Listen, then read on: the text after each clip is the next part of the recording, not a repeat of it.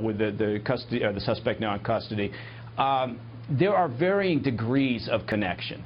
And we're the ones here in the U.S., we get wrapped around the axle over the terminology, the semantics. Is he a lone wolf? Is he directed?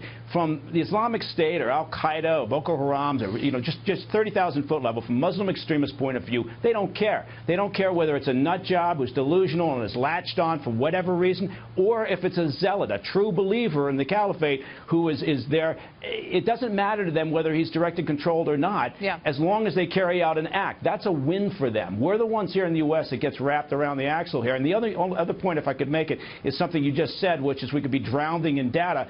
And that is true. The more surveillance that you're engaged in, I mean, if you think about a listening operation, if you're on a communications intercept of a safe house used by suspects, if you're monitoring that data, if you're monitoring those conversations real time, then you've got an opportunity to prevent or disrupt an attack possibly. But if you're not, if you're ahead, if you're behind the curve and you're storing up this and you're going to go after it at some other point, you may miss that attack.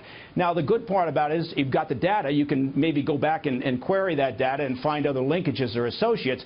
But so it all depends on how efficient you are in using what you're gathering from surveillance. All right, Trevor, last word. What should we be focusing on?